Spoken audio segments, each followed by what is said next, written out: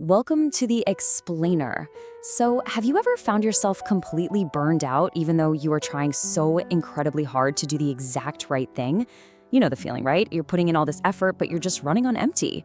Well, today we're breaking down a totally transformative framework that addresses that exact feeling. We're going to look at why so many of us feel totally exhausted while just trying to be good, and we'll dive into a completely different approach to finding genuine rest. So, here's a really fascinating question to think about. What if the problem actually isn't your faith, but that you're just constantly disconnecting? It's such a brilliant hook because, honestly, it instantly validates that deep spiritual exhaustion so many of us feel.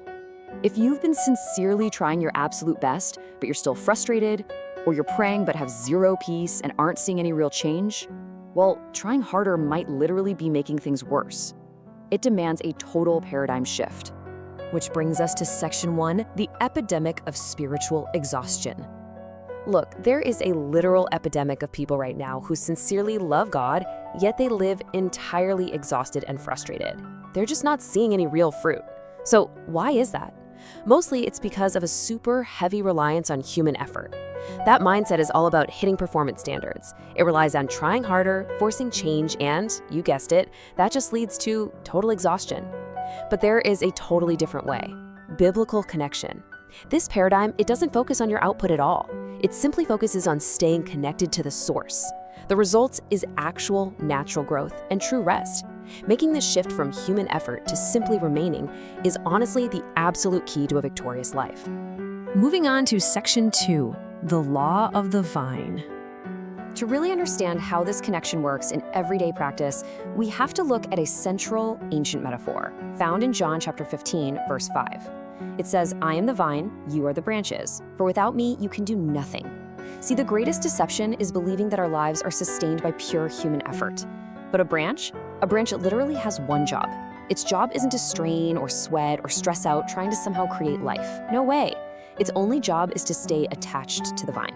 The life just flows naturally from the vine straight to the branch. Think of it kind of like this. If your cell phone runs out of battery, you don't sit there and try to squeeze power out of it, right? You don't yell at it or force it to turn on. You just plug it into a charger. Spiritually speaking, it's the exact same mechanism. When you run dry, you don't need to conjure up more effort. You just need to plug back into the source. Okay, Section 3. 3 realities of connection. So how do we practically make that shift from just barely surviving to actually tapping into real power? Well, we do it by embracing a rule of 3 framework. Number 1, your value is in your connection, not your performance. You've got to stop trying to meet some impossible standard just to earn acceptance. Number 2, character is reflected, not forced. You don't have to manufacture good traits, they just flow through you. And number 3, your dryness reveals your disconnection. Actually, let's zoom in on that second reality for a second. Galatians 5 talks about the fruit of the Spirit being love, joy, and peace. Think back to the vine for a minute. A branch doesn't get all anxious trying to produce grapes. The grapes just grow as a natural result of being attached. And yet, so many of us completely wear ourselves out trying to manufacture patience or, fake a peace we definitely don't feel. But the second you stop striving and just depend on the connection, those qualities simply flow naturally. Next up, Section 4, the warning of disconnection. But we've got to ask, what actually happens when we unplug and try to handle life entirely on our own strength?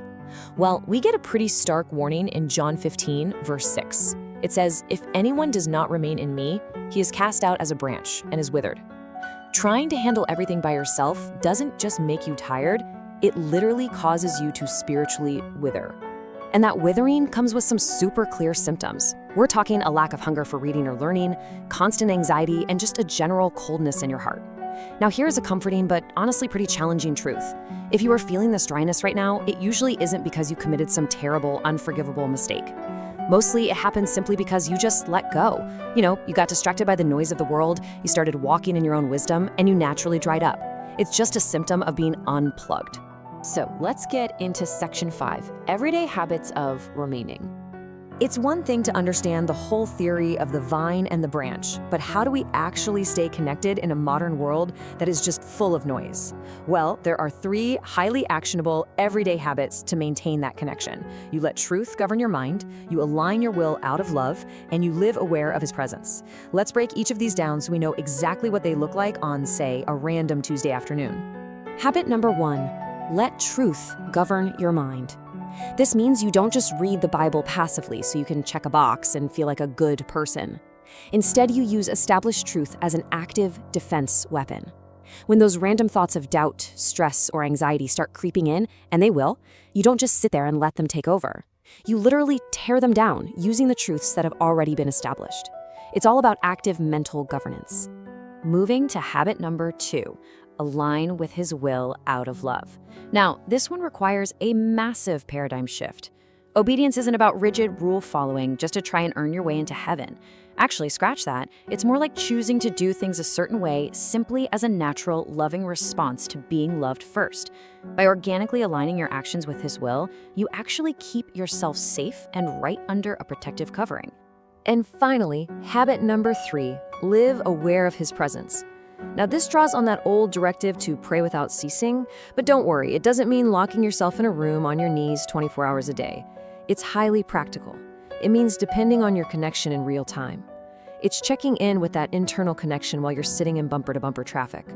It's mentally handing over your burdens while you're just sitting at your desk at work. It is an ongoing, real-time reliance rather than just some 1-hour-a-week performance. As we wrap up this explainer, it really all comes down to this one core message. Surrender your strength. Look, if you are living an exhausted life right now, the answer is absolutely not to push yourself harder. The answer is to draw closer. Settling for trying to be good based entirely on your own human effort is just going to steal your joy. Remember, you plug the phone in, you don't squeeze the battery. I want to leave you with this final, really provocative challenge. Today, I choose to remain. It is a clear, definitive first step toward true rest. So ask yourself, are you going to keep exhausting yourself trying to force the fruit to grow, or are you finally ready to just be the branch and remain connected? Thank you so much for joining me on this explainer. Keep learning, keep growing, and I'll see you next time.